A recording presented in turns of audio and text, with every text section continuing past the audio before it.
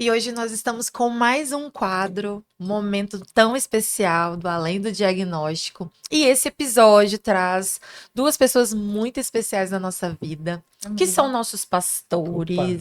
Obrigada. obrigado, obrigado. São pastores da Primeira Igreja Batista em Goiabeiras. E hora a gente vai misturando, hora pastor, hora chefe. E aí vai tudo junto, tudo junto. Que depois eles explicam também como que a PIBG tem sido essa igreja relevante e que tem trago impacto não só para nossa região, mas para tantas outras. E nós trazemos aqui vocês como convidados com muita alegria para poder dizer como nós temos proporcionado para várias famílias e pessoas uma transformação duradoura através do Evangelho de Jesus. Amém, amém. Então, muito obrigado pela presença, pastor Eliane e pastora Ana Elisa. A gente fica muito feliz de vocês estarem aqui hoje com a gente. A gente fica feliz de fazer parte da PIBG, de ter sido acolhido ali e de também poder servir, né, as famílias atípicas, a comunidade, né, e que com a nossa história ressignificar a nossa angústia, a nossa dor e colocar isso também a serviço das pessoas. Isso tem sido transformador para nós também. E o convite hoje aqui é para falar um pouquinho sobre a experiência da PIBG, para também estimular, né, sensibilizar outras comunidades de fé, outras igrejas a cuidarem das famílias atípicas, assim como a PIBG tem se empenhado em fazer. E é uma história que começou antes da gente chegar, inclusive. Verdade. Sim. Verdade. Então, eu queria que você se apresentasse e falasse um pouquinho sobre o desafio de ser uma igreja que inclui pessoas neurodivergentes e famílias atípicas. Ok. Muito bem, eu sou a Ana Elisa, sou pastora da PIBG, além de formada em teologia, com mestrado em ciências das religiões, eu sou também assistente social e especialista em terapia de família. Então, digo isso porque esses assuntos todos, Todos são essas relacionados. formações, elas se misturam para que a gente possa ter uma certa visão de mundo e, inclusive, a respeito de certas temáticas também. Verdade. Bom, meu nome é Eliender, né? Você já sabe. Meu nome é Eliender. Sou casado com a Ana Elisa. Nós pastoreamos a Primeira Igreja Batista desde 2014 e temos a alegria gigante de estar nessa comunidade, aprendendo e crescendo com ela, né? Imaginando coisas e, ao mesmo tempo, tentando criar ambientes que acolham, que apresentem o amor de Cristo, que incluam as pessoas. E tem sido, ao mesmo tempo, uma alegria e um desafio ao mesmo tempo. Ao mesmo tempo. Estamos felizes de estar aqui hoje. Obrigado, Muito obrigado pelo Com convite. certeza, até para conversar sobre um tema tão importante Sim. e que é caro para nós, né? Também Sim. como pastores e como comunidade. Verdade. Bom, então eu queria que vocês começassem a falar, desde a chegada de vocês à PIBG, né, como que esse tema das famílias neurodivergentes, das pessoas neurodivergentes, como que isso perpassou a vida de vocês ali na comunidade, assim, para que vocês, de alguma forma, como pastores, estivessem sensíveis a essa causa e a investir condições, situações para acolher essas pessoas. Como que isso chegou até vocês, essa demanda? Na verdade, ela também nos antecede É um verdade. pouco, né? Eu digo que a demanda surgiu para a comunidade Primeira Igreja Batista de Goiabeiras como uma demanda espontânea, quando a primeira família com uma criança atípica chegou na igreja. Verdade. Isso aconteceu um ano antes de nós chegarmos como pastores ali, né? E foi uma escolha da família, porque foi a criança quem escolheu a igreja. Ele passou em Legal. frente à igreja, a nossa igreja tem uma arquitetura antiga, né? Parece um Sim. castelinho, e ele quis entrar porque a igreja parecia um castelinho. Ele tinha mais ou menos uns 4 anos de idade na época. E quando essa criança chegou para a igreja, ela começou a colocar para a igreja a necessidade de trabalhar com as necessidades que ela tinha especificamente, né? Então, naquele primeiro ano, a igreja começou a se articular, quem estava na liderança do Ministério Infantil começou a pensar como é que poderia trabalhar com essa criança, a família ajudou muito, né? Muito. Porque naquele momento ninguém tinha tido até então a experiência de lidar com uma criança neuroatípica. Imagina, nós estamos falando de 11 anos atrás, Sim. né? Hoje a gente discute o tema com muito mais ênfase, com Sim. muito mais presença, com mais frequência, mas imagine isso 11 anos atrás. Sim. Existia pouco material publicado, não tínhamos sequer redes sociais como nós temos hoje, Sim. onde o assunto é debatido. Então, naquele primeiro momento, foi a família mesmo que foi ensinando para a igreja como lidar, como reagir diante dos estímulos que a criança precisava ter e daqueles que ela não podia ter. E a família foi dialogando com a igreja foi acolhendo. Quando nós chegamos para a igreja, esse movimento já tinha sido iniciado e aquilo coincidiu com a nossa visão de mundo, né? Essa visão de mundo que vem formada pelo serviço social, que vem formada por uma formação em teologia que se preocupa também com as questões relativas à vulnerabilidade. E aí foi um bom casamento, né? Precisamos conversar mais, investir mais nisso, treinar nossa equipe do Ministério Infantil, naquele momento era uma criança, né? Sim. Então, vamos treinar a equipe do Ministério Infantil, vamos dar apoio para as lideranças de Ministério Infantil para que isso possa ser difundido, porque aí outras crianças também começaram a chegar. No primeiro momento foi um abrir de olhos mesmo, né, para enxergar. Acho que o primeiro momento foi um momento de impacto para a igreja, conseguir enxergar a demanda, a necessidade, né? E a partir daí, desse abrir de olhos, a igreja compreender que as famílias atípicas são inclusive um campo missionário, Sim. né? São um campo missionário. E quando essa criança chega à igreja e a igreja começa a se mobilizar nesse formato, esse movimento ele nasce, mas ele vai crescendo à medida que isso vai tomando proporções, porque as famílias se encontram, elas se relacionam Sim. e elas falam sobre os ambientes em que elas frequentam, especialmente os que elas são aceitas, né? Verdade. E isso vai propagando, né, naturalmente, essa questão vai propagando naturalmente.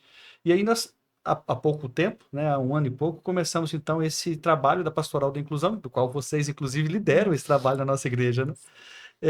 Pensando realmente na inclusão em todos os aspectos, né? O autismo é um deles. Sim. Mas pensando na inclusão, nós temos adolescente cadeirante na igreja, nós Sim. temos idosos, nós temos atípicos, não somente crianças, né? Sim. Sim. Temos adolescentes, Adolescentes, jovens, jovens, adultos, né? né? Hoje os nossos olhos têm um foco tamanho para as crianças, mas ao mesmo tempo existe todo um apagamento dessas pessoas mais velhas que não Sim. tiveram essa oportunidade de inclusão. Sim. E a igreja também vai nesse caminho, né? De pensar também nestes mais velhos, de pensar na inclusão em todos os aspectos.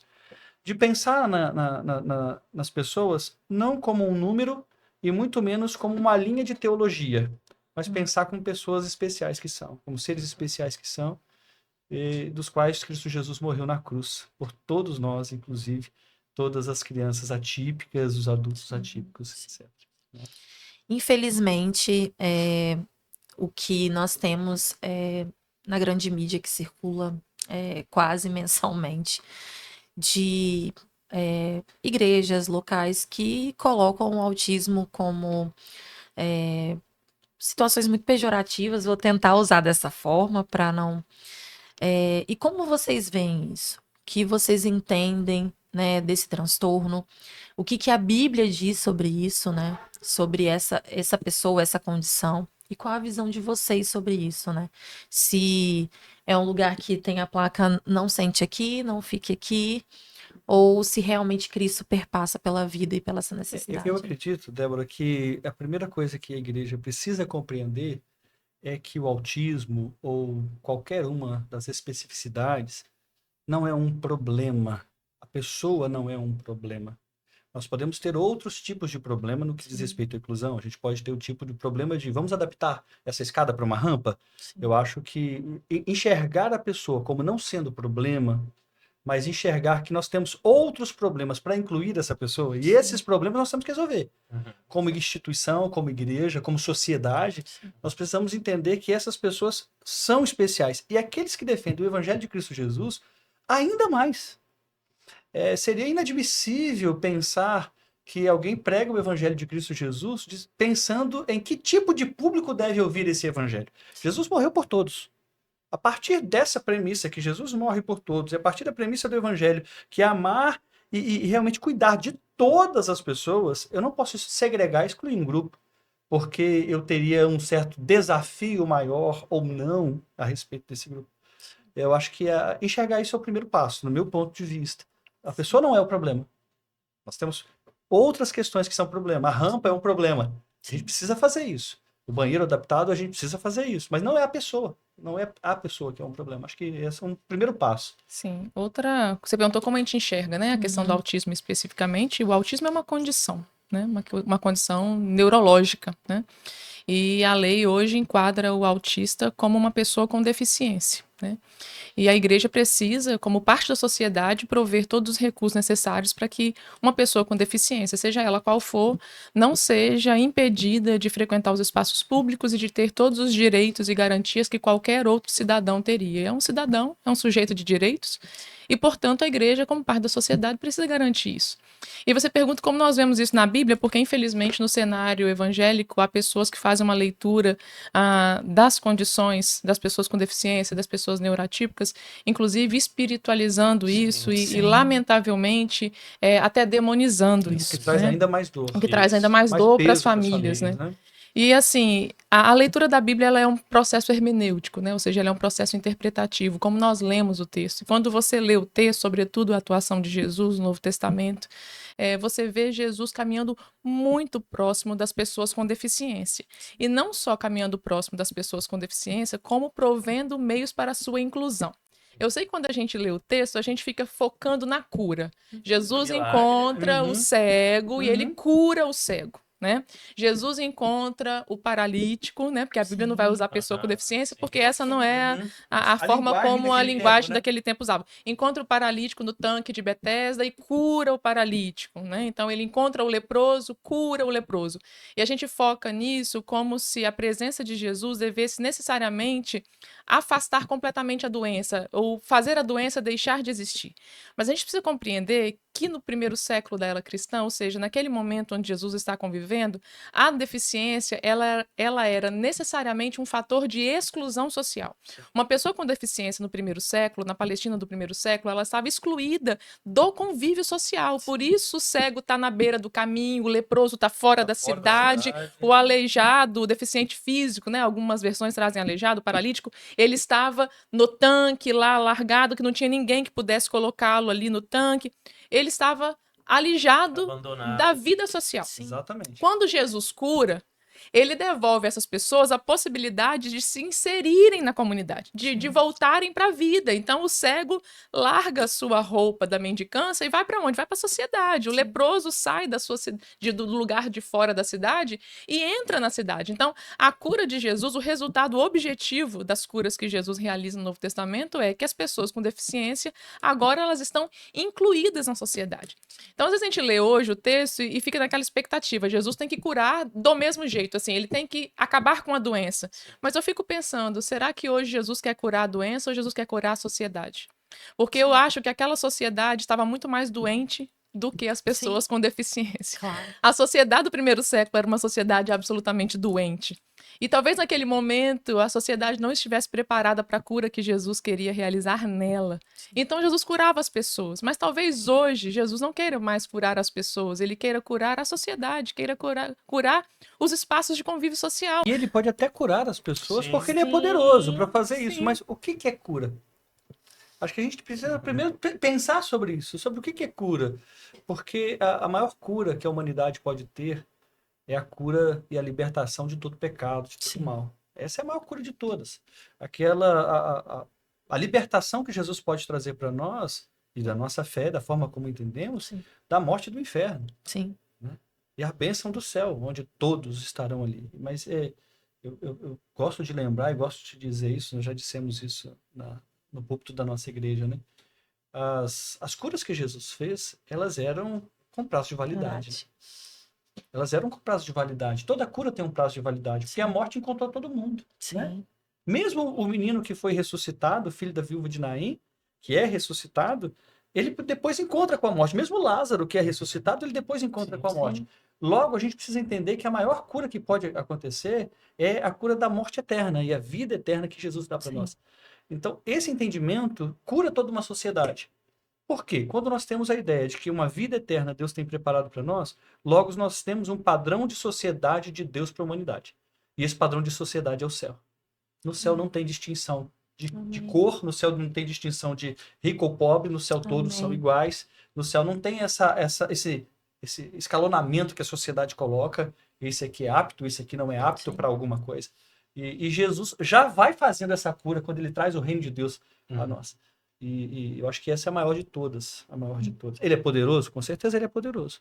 mas eu acho que a cura da sociedade é a maior de todos Sim. os desafios para nós. E enquanto nesse igreja. aspecto, quando vocês falam da cura, né, em todas essas facetas, tem um aspecto da cura também que acho que tem muito a ver com essa questão de enxergar a fé e a espiritualidade como um caminho de esperança, né, para essas famílias atípicas, porque a nossa experiência pessoal e também de muitas famílias que chegam ali a PIBG é de encontrar um lugar onde elas dizem, nossa, aqui eu tenho certeza que meu filho vai estar sendo bem cuidado ali, então eu vou poder viver minha espiritualidade, ouvir um louvor, ouvir uma palavra, me relacionar com pessoas, falar de coisas da vida normal, sabendo que eu vou ter um suporte, eu vou poder Sim. ir no encontro de famílias, de casais, né, ou de jovens, enfim, eu vou poder ter ali situações para me amparar, para eu poder viver, e isso também traz cura. Sim. Eu acho que essa questão da cura,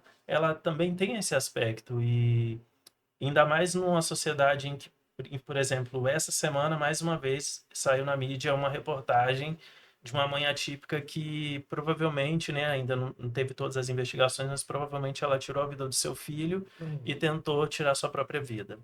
Ou seja, vivia, com certeza é a realidade de muitas mães, né? Sozinhas, sem amparo, sem cuidado, sem ninguém para olhar por elas, sem nenhuma rede de apoio, sem nenhum olhar de carinho, de cuidado. E eu queria que vocês falassem assim, como que a igreja pode ser esse espaço de cura também dessas aflições da vida, que a vida nos traz e que a vida típica também nos traz.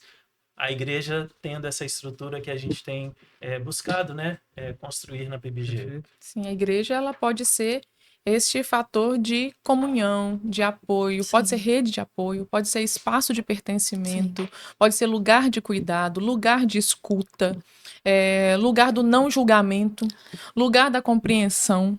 E como você disse, tudo isso é muito curativo, assim, é muito terapêutico, né? Jesus nos ensina, né, através da sua palavra, Deus nos ensina através da sua palavra que nós podemos levar as cargas uns dos outros, né? Ou seja, a gente ajudar a tornar a caminhada mais leve. E às vezes a caminhada fica mais leve com coisas simples assim, com a possibilidade de você estar num ambiente onde sua fé é alimentada, sem que ninguém te julgue por isso, sem que ninguém considere que o teu filho com necessidades específicas é um peso, sem que ninguém considere, sem que ninguém te olhe torto, fazendo algum julgamento do tipo, por que você não colocou limite nessa criança? Sim.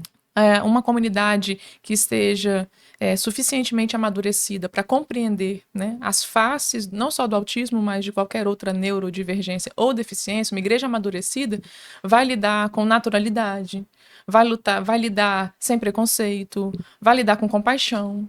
E eu acho que isso é um processo extraordinário e é algo que Jesus opera, é uma cura da igreja, sabe? Acho que a igreja precisa ser curada.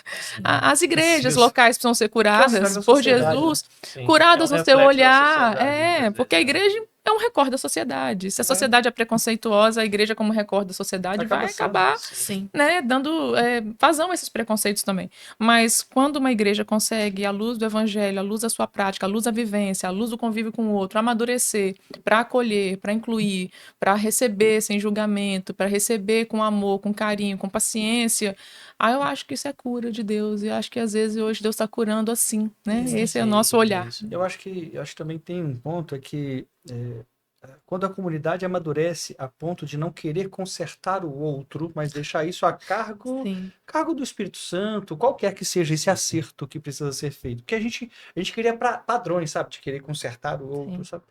Eu me lembro que nós estávamos pregando num dos cultos em que nós unimos todas as crianças num mesmo lugar, né? No mesmo auditório, os adultos, e já é natural, quando você tem crianças, quaisquer que sejam as crianças, crianças mais aceleradas ou menos aceleradas, quaisquer que sejam as crianças, num ambiente com adultos, se torna um ambiente com um pouco mais de barulho, com um pouco mais de movimento. Sim. Isso é natural acontecer. E eu me lembro que uma criança subiu no palco e deitou no palco. E nós continuamos ali e a igreja continuou aqui com a gente. E a criança estava no mundo dela, estava curtindo o momento.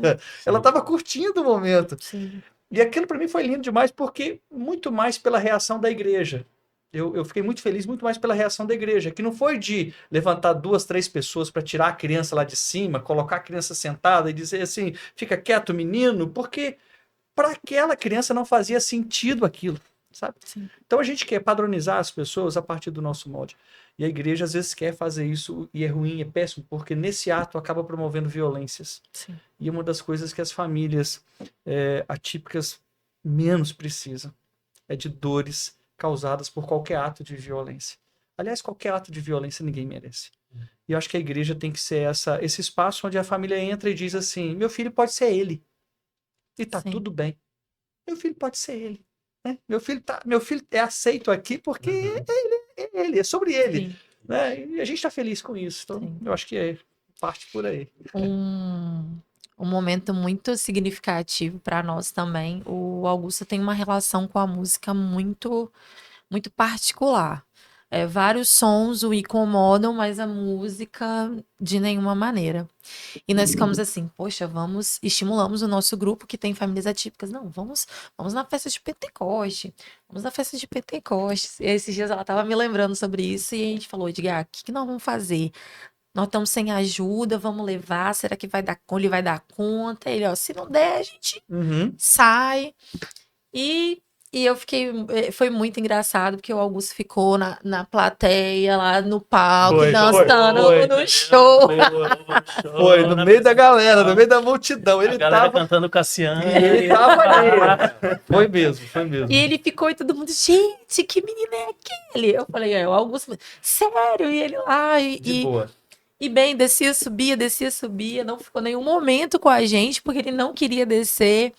E essa semana a gente esteve com a família, ele falou, olha, a primeira vez que eu vi uma criança autista, ela estava lá batendo, foi nesse dia desse culto, batendo a caixa da bateria, e os pastores continuaram pregando, meu Deus. E eu falei, depois ele falou da festa de Pentecostes e tal, eu vi ele lá dançando, super feliz, animado. E quando a comunidade vai se aproximando e vendo que é uma criança que, como ela, também fica feliz em ouvir uma boa música, estar junto, que, né, o Augusto não é verbal, mas ele sabe quando ele está chegando na igreja, ele sabe daquele ambiente. Se é um dia diferente, como às vezes Edgar vai lá, ele já estranha, tipo, não é meu dia aqui ainda, mas ele chegou no horário dele, ele já tá entrando, e o bolinho, calma aí, ele tá lá, tipo, tô muito entrando. Legal. E esse lugar, sabe, deste lugar, e saber de vocês quais são os enfrentamentos que vocês têm tido para garantir este lugar. Eu acho que uma coisa muito importante da gente pontuar, Débora, é que isso não é uma coisa pronta. Não está definido, né? Estamos aprendendo. Nós estamos construindo isso todo dia. A gente tem que ter essa noção. Quem chega, quem está, tem que entender que essa é uma construção permanente e ela Inclusive, vai acontecer para sempre. Né? Até porque cada nova criança que chega, adolescente, adulto, tem uma especificidade e vai requerer adaptações. Então, os enfrentamentos são... Essa construção, ela é coletiva. Primeiro, é coletivo. Não adiantava nada eu e Lenda falar, vamos ser uma igreja que inclui, se não fosse isso uma vontade de toda a igreja, se não houvesse uma disposição coletiva. Então, é uma construção coletiva. E como construção coletiva, ela está sujeita a avanços e retrocessos. Tá? A gente tem que ter noção disso, né? Porque talvez alguém que vai nos ouvir falar, nossa, a igreja é perfeita. Não, está longe de ser. Não. O que a gente tem é disposição.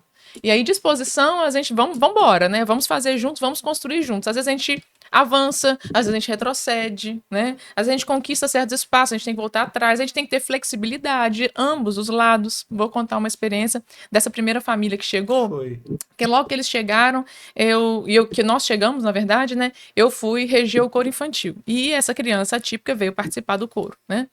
E aí, no dia da apresentação, a gente ensaiou, tudo normal. No dia da apresentação, eu não me dei conta disso, porque aquilo era o início, a gente estava conversando. E tinha luzes na igreja, né? Para poder iluminar as crianças, né? Jogo de luzes, era Natal, aquela coisa, todo mundo. E a criança, obviamente, se assustou e Não cantou era, de não costas. era comum para ela. Não era comum para. E de fato a gente não tinha pensado nisso, né? Sim. Poxa, será que de repente no ensaio foi tudo bem, de repente no dia da apresentação o ensaio não tinha Que tido foi luz. muito diferente. A gente, diferente. né, Visual. limites, Totalmente é isso. diferente. Essas coisas acontecem, né? Então a gente tem que estar disposto a falar, não, pera lá, não foi legal aqui, vamos rever aqui e tal. Ela cantou o tempo todo De costas, né? Aí depois a mãe veio foi de frente, de conversar com a costas pra- gente, explicar, olha, foi a luz, ele não foi preparado e tudo. E aí a gente foi das outras vezes, né, conversando sobre isso, como é que ia ser, vamos fazer ensaio com luz, não sei. Resumo da conversa é com flexibilidade, com jeitinho, também com tentativa e tudo. Hoje ele já é um adolescente, hoje ele canta no coro dos adultos, continua Sim, cantando no sim. coral. E tem Sim. luzes e E ele tem canta olhando para luz, todo mundo. E ele não canta mais de costas. Olha, ele também Sim. conseguiu superar as suas dificuldades no convívio da comunidade. Sim. Então, às vezes, com flexibilidade daqui, com flexibilidade de lá, se a família tem flexibilidade, se a igreja tem flexibilidade, a gente vai construindo e a gente vai avançando. Às vezes a gente dá um passo para frente, às vezes a gente dá um passo para trás, mas pera lá, caímos aqui, vamos recomeçar, porque é uma tarefa feita por muitas mãos. É. E a gente tem que ter Mutirão consciência disso. Tarefa Né? de mutirão mesmo. Às vezes a nossa preocupação não é nem a criança que saiu, foi para a bateria, batendo a caixa da bateria. A preocupação é se ela vai se machucar, se ela vai estar segura, se ela vai estar protegida. O palco da nossa igreja tem mais ou menos 1 metro de altura, então uma criança, qualquer criança que pular dali, ela corre risco de torcer um pé, de E cair. você de lembra machucar. que uma Pikachu, uma pequenina, Quase foi foi. livre estou, né? Ela Exatamente. sentiu. E a gente fica tenso. Mas foi segura. Foi. A gente fica tenso com a segurança delas, mas não nenhuma dificuldade, né? Tanto é que é muito interessante a reação das famílias. Num primeiro culto em que nós tivemos todas as famílias reunidas no mesmo espaço, uma criança andava pelos corredores. E aí os pais, quando terminou o culto, vieram me pedir perdão. Ô, pastor, me perdoa, meu filho, tal. Eu falei assim, desculpa, mas você não tem que pedir perdão de nada. Eu não tenho problema nenhum do seu filho andar, de uma criança conversar, de uma criança fazer bagunça, né, que a gente chama de bagunça, que Sim. tá no mundo dela, né? Meu problema é quando os adultos é que fazem isso, que os adultos é que não têm essa noção e, né, sabe, que poderiam estar fazendo ali, tá com um lugar mais tranquilo. Agora, criança não, criança é criança, criança precisa ser criança, criança faz criancice, eu até brinquei com ele assim. Aí, mas então eu posso voltar? Eu falei, por favor, eu acho que eu preciso que você sinta que aqui é sua casa, que você se sinta em casa. Então, como é que meu filho hoje iria na minha casa? Não pode ser diferente da igreja, sabe? Não pode ser diferente da igreja. E eu acho também que as próprias famílias estão aprendendo, a sociedade está tentando também aprender, e a igreja está tentando aprender. Eu acho que esse movimento de aprendizado ele é constante. Oro a Deus para que daqui a 10 anos, isso foi 2014, logo tem 10 para 11 anos, né, que eles chegaram, a nossa igreja tem evoluído pelo menos mais 11 anos pela frente, mais 10 anos pela frente. A gente não pare no tempo, não retroceda. E a sociedade também não. Sim. E a gente, assim, agradece muito a presença de vocês. Foi um momento muito bacana de conversar sobre como tem sido a experiência, né, da nossa comunidade de fé, que hoje a gente também faz parte aí há uns 2 anos e um pouquinho. E hoje nós estamos aí com quase 30 pessoas atípicas, considerando crianças, adolescentes, jovens, adultos. Verdade. E Eu esse acho que já desafio tem passa, hein? crescido. Eu acho que passa. Eu acho que passa. Eu acho que passa. acho E que esse passa. desafio tem crescido, né? Porque realmente as pessoas, um vai falando para o outro, Vai, é do natural. quanto aquele ambiente tem sido bom, positivo, o quanto tem contribuído para a sua espiritualidade, para a cura das suas emoções, das suas angústias, e o quanto que tem sido bom para essas famílias estar ali. E muitas vezes as pessoas nos procuram também para falar Sim. assim, olha, o que eu posso fazer lá na minha igreja? Como que eu posso tornar a minha igreja mais inclusiva? Que tipo de investimentos eu preciso fazer? Né? Além de tudo aquilo que vocês já falaram, eu queria que vocês deixassem assim, uma mensagem final, sabe? Para pastores, líderes, para outras pessoas de outras igrejas também que têm o desejo, muitas vezes, de fazer algo pelas famílias e não consegue, né? Ou quer saber como dar os primeiros passos, né? Eu acredito que, assim, uma das primeiras coisas que a liderança da igreja precisa fazer é falar sobre esse assunto, é ler sobre isso, é tentar se inteirar e também levar a igreja. O púlpito tem um poder muito grande, que é o ambiente de fala, o lugar de fala, onde toda a igreja reunida, de destaque. Então, usar esse lugar para comunicar à igreja que o nosso Jesus ama, inclui todas as pessoas, que acolhe essas pessoas. É indispensável. Acho que o primeiro ponto é esse. Uma segunda questão que eu acho que é importante pensar, que logo as pessoas pensam em dinheiro, sabe? Logo, quando pensam sobre isso na igreja, sobre o trabalho com os autistas, por exemplo, na igreja, pensam logo em recurso financeiro. Existem algumas questões que demandam recurso financeiro, é verdade, mas a primeira coisa que demanda, além de falar sobre isso, é muito amor. É compreender que é um ato de amor. Sim. O evangelho de Cristo Jesus é sobre amor. E assim, dentro desse ato de amor tem um passo que para mim é indispensável: ouvir as famílias. Com certeza. Sabe, primeira coisa, você que é pastor, você que é líder de ministério infantil, você que está a fim de conversar sobre autismo na igreja, fazer sua igreja ser mais inclusiva, ouça as famílias que têm crianças atípicas, ouça as pessoas atípicas que frequentam a sua comunidade, ouça e diga e pergunte para essas pessoas, escuta, o que vocês precisam para que a nossa igreja seja mais inclusiva para vocês? A gente costuma repetir muito uma frase que é a seguinte: nada para mim sem mim.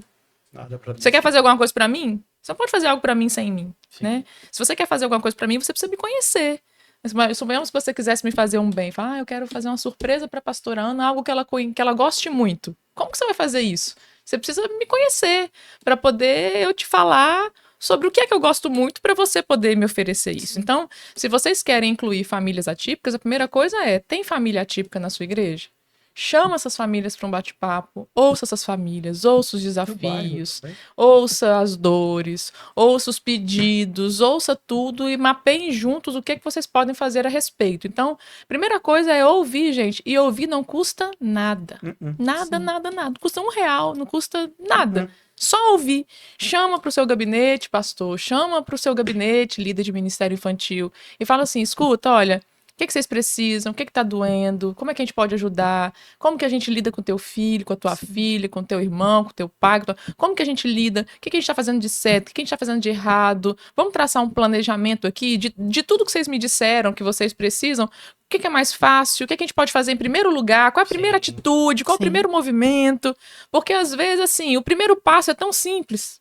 Sim. E aí, com um passo, a gente dá outro, depois dá outro, depois dá outro. Mas tem que começar de algum lugar. E eu acho que o lugar que a gente começa é ouvindo. E além, já pensando, esse ouvindo está muito ligado também na ideia de dentro, daquelas pessoas que estão dentro, mas também eu acho que tem um olhar para fora, que é enxergar as famílias atípicas como um campo missionário. Enxergar que elas são pessoas especiais, que precisam do amor de Deus na vida delas, enxergar que esse campo missionário, a igreja pode desenvolver uma ação específica para atrair essas pessoas, para acolher essas pessoas, e digo de coração, uma igreja que acolher as crianças nas suas especificidades, com amor, carinho, com respeito pela individualidade delas, pela forma como elas são, já é um imã natural. Sim. Às vezes quer fazer um evangelismo de sair de porta em porta batendo, quando na verdade se a gente abrir a nossa porta, escancarar as nossas portas para as famílias atípicas, por exemplo, naturalmente isso já vai ser um imã. Uma vindo vai chamar 10, 20. E é natural, é muito natural isso acontecer. Lá nós temos uma experiência muito gostosa de uma irmã querida, que o lugar dela o lugar dela é a sala de espera. E ela já levou mais... Acho que já está em 2 ou 3 famílias. 3 famílias que ela levou por causa da sala de espera. Sala de espera onde conversa. Onde estão na clínica. E 2 delas já batizaram. Verdade. Então, a gente fica, como não? Como essa sala de espera, depois da segunda-feira, que evangelho é aberto por nós. Verdade. E isso se torna tão real que a gente vê as famílias lá. A sala de espera virou o campo missionário, a sala de espera virou o campo de espera. Então, o nosso espaço é para dizer isso, é possível. É possível.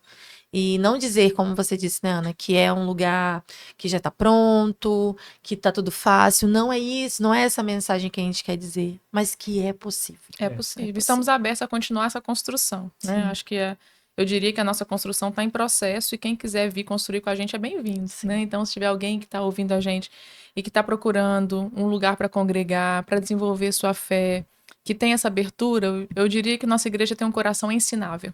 Amém. Eu acho que não tem nada melhor do que um coração ensinável. Vamos aprender junto, né? Então, talvez você vai chegar e vai ver, poxa, mas tem muita coisa para avançar ainda. Poxa, vamos avançar juntos, né? Porque acho que é isso, é ouvindo, é dialogando, é trocando experiência. Outras igrejas, né? Talvez a nossa voz aqui hoje vai chegar em lugares que a gente nem imagina. Sim. Sim. Vamos trocar com outras igrejas. O que vocês estão fazendo aí que está dando certo para vocês? Como é que a gente pode fazer aqui também? Sim, Vamos trocar verdade. experiência, vamos fazer um bate-papo entre líderes. Sim. Eu acho que é um tema que a gente precisa dialogar, sensibilizar, né? Eu acho que é tempo de Deus curar a sociedade. E a igreja, como parte dela, precisa de cura também. Amém. Muito obrigado, pastor Eliende, obrigado, pastora Ana. Amém. E a gente então encerra mais um episódio aqui do Além do Diagnóstico, esse quadro que está dentro do Café com Chabudé. Sim. E a gente também agradece ao Helder por essa oportunidade. E até a próxima. Tchau, tchau. Tchau, tchau.